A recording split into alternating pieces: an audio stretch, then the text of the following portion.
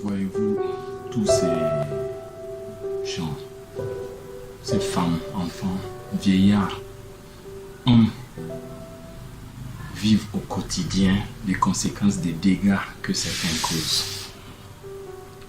Les pays industrialisés sont en majorité ou les principaux responsables du changement climatique. Il n'est un secret pour personne. Un des rapports de la Banque mondiale indiquait que les pays riches sont responsables de plus de 60% du dérèglement climatique. Et depuis 1850, alors qu'ils subissent moins de 20% des conséquences.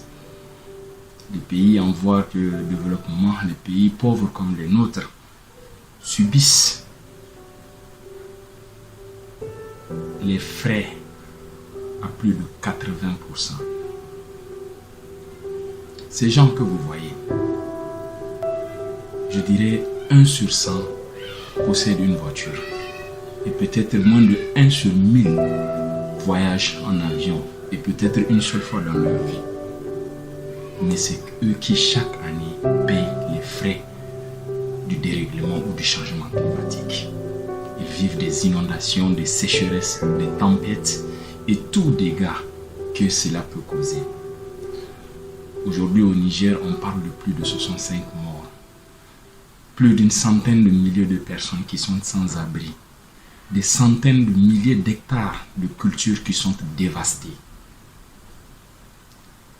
Sans compter les autres dégâts matériels. Je sais, beaucoup de personnes en Occident ne savent pas trop ce qui se passe dans le Sud global. Parce que les médias sont corrompus. Et le système hyper capitaliste dans lequel on les a imbibés ne les laisse pas le temps de chercher à comprendre exactement ce qui se passe. Mais néanmoins, je pense que le sang humain qui coule dans nos veines doit rappeler au devoir d'œuvrer ne serait-ce qu'un peu pour une justice globale. Arrêtons de compter sur les politiciens, les mêmes qui exploitent le Sud global, les mêmes exploitent le Nord global.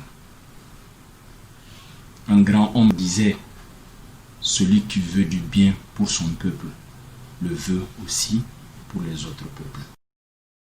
Je salue l'effort de certains de nos camarades en Europe. Il y en a plusieurs mouvements. On va citer Europe Interact, Sibruka, Welcome United Borderline, Pain pour le monde, Médico International. Tout cela, ils font leur possible, en tout cas, pour arriver à cette justice. Mais tant que ce n'est pas tous les peuples qui se sentent concernés, je dirais que c'est insuffisant. Au passage, je me rappelle de mes frères et sœurs jeunes du mouvement Friday for Future, que je salue vraiment Et je pense qu'ils ont une grande vision, une vision lointaine, en tout cas pour une justice planétaire. Mais les jeunes frères et sœurs du Sud global, particulièrement de ma sous-région ou de mon pays aujourd'hui, ne voient pas de futur.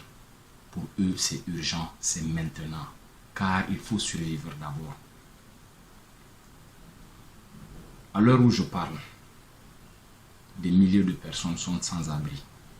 Des milliers de jeunes sont sans alternative, ne savent pas où dormir. Des milliers de femmes cherchent de l'eau à boire pour leur famille ou faire la cuisine pour leurs enfants. Donc, le futur pour ceux-là, c'est tout de suite et c'est maintenant.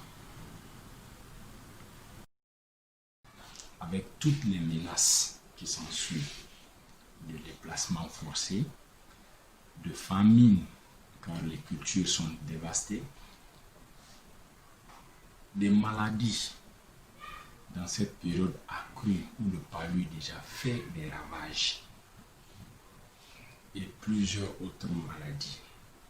Je parle du palu parce que comme les conséquences de la crise climatique, tant que ce n'est pas un certain groupe humain, c'est-à-dire le nord global que ça touche, ce n'est pas urgent.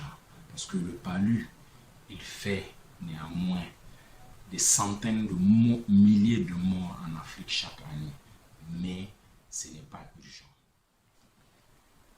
Et sans oublier une autre menace qui est le terrorisme dans la région, qui guette cette jeunesse, en tout cas perdue et vulnérable, que minimum 40 millions d'armes circulent en Afrique et plus de 12 millions dans la sous-région du Sahel.